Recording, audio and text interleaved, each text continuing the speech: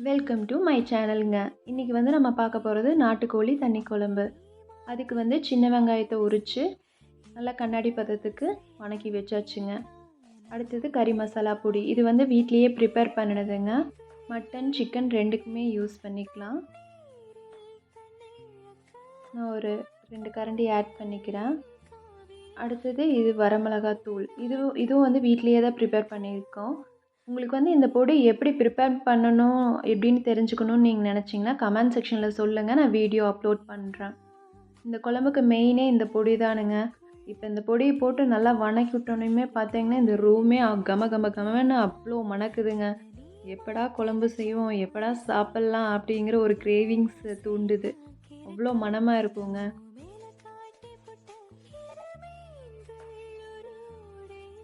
இந்த பொடி போட்டு ஒரு 2 மினிட்ஸ் நல்லா வணக்கி விட்டு அப்புறம் ஆஃப் பண்ணிடலாம். பாருங்கள், இந்த அளவுக்கு நல்லா வணங்கியிருக்கு.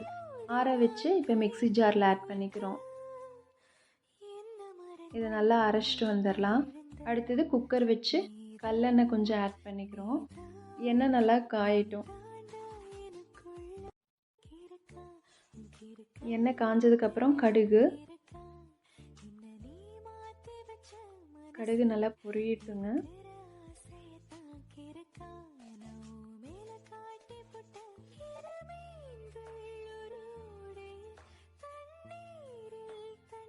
கடுகு பொரிஞ்சதுக்கப்புறம் கருவேப்பிலை தழை, 4-5 வரமிளகா,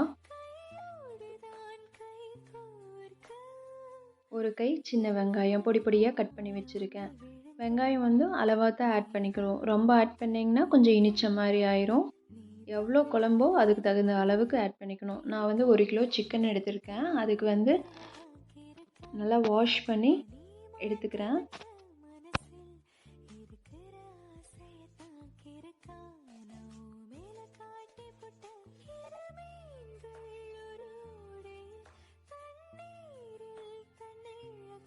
இப்போது சிக்கன் ஆட் பண்ணியாச்சு. நல்லா கலந்து விட்டுக்கலாம். நல்லா கலந்து விட்டு கொஞ்சம் கறியை நல்லா வேக விடணும். அப்போ தான் அந்த கறியில் இருக்கிற தண்ணியெல்லாம் வெளியே வரும்.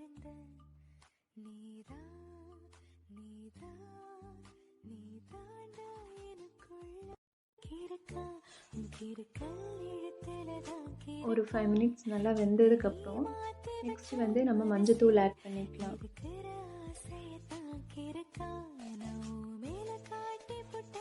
இப்போது நல்லா மிக்ஸ் பண்ணி விட்டு இது ஒரு 5 to 10 மினிட்ஸ் நம்ம அப்படியே விட்டுறலாங்க. நல்லா வெந்து மிக்ஸ் ஆகி இந்த தண்ணி கொஞ்சம் தனியாக வர்ற வரைக்கும் அதை டிஸ்டர்ப் பண்ணாமல் அப்படியே விட்டுடலாம்.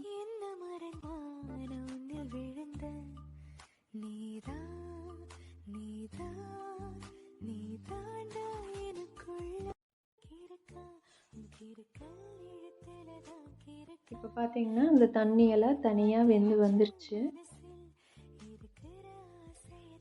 நல்லா ஒரு மிக்ஸ் பண்ணிக்கலாம்.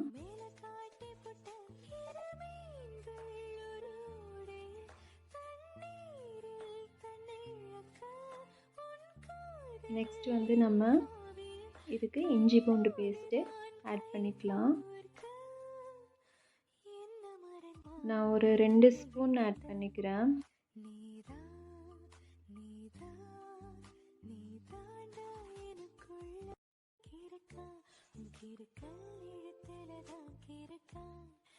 இப்போது அந்த இஞ்சி பூண்டு பச்சை வாசம் போகிற வரைக்கும் ஒரு 5 to 10 மினிட்ஸ் விட்டுருங்க. அப்படியே நல்லா மிக்ஸ் பண்ணி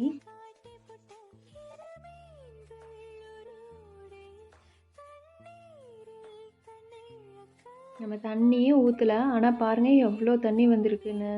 இது எல்லாமே அந்த கறியில் இருந்தது தான். இப்போ அந்த அரைச்சி வச்ச மிளகு ஆட் பண்ணிக்கலாம். நான் வந்து இதுக்கு தேங்காய் ஆட் பண்ணலைங்க.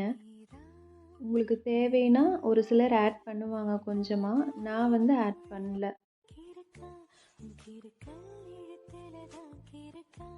இப்போ மிளகு எல்லாத்தையுமே போட்டு அந்த கறியோடு நல்லா மிக்ஸ் பண்ணணும். இந்த சளியெல்லாம் பிடிக்குது பாருங்க, அந்த டைமில் இந்த நாட்டுக்கோழி குழம்பு வச்சு சாப்பிட்டு பாருங்க, அவ்வளோ அருமையாக இருக்குங்க. குழந்தைகள்லேருந்து பெரியவங்க வரைக்கும் அவ்வளோ விரும்பி சாப்பிடுவாங்க. நல்லா கலந்து விட்டாச்சு. பார்த்திங்கன்னா நம்மளுக்கு எவ்வளோ தேவையோ அதுக்கு தகுந்த மாதிரி தண்ணி ஊற்றிக்கலாங்க. உங்களுக்கு குழம்பு வந்து எந்த கன்சிஸ்டன்சி வேணுமோ அதுக்கு தகுந்த மாதிரி தண்ணி ஆட் பண்ணிக்கலாம். செமி கிரேவியாக வேணும்னாலும் தண்ணி அளவாக ஆட் பண்ணிக்கலாங்க. நான் வந்து இன்றைக்கி தண்ணி குழம்புங்காட்டி தாராளமாகவே தண்ணி விடுறேன்.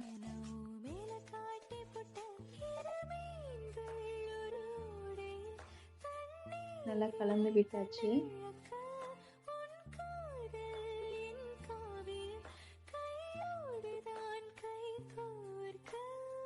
இப்போது இதை வந்து குக்கர் மூடி போட்டு ஒரு 4-5 விசில் விட்டு எடுத்துக்கலாங்க. பார்த்தீங்கன்னா அப்பா கம கம கம்மன்னு இருக்குது. போங்க, பார்த்தா அப்படியே சாப்பிட்லாம், இப்போவே சாப்பிட்லாம் போல் இருக்குது. பாருங்கள் கறி எல்லாம் எவ்வளோ பூ போல் வெந்திருக்குதுன்னு.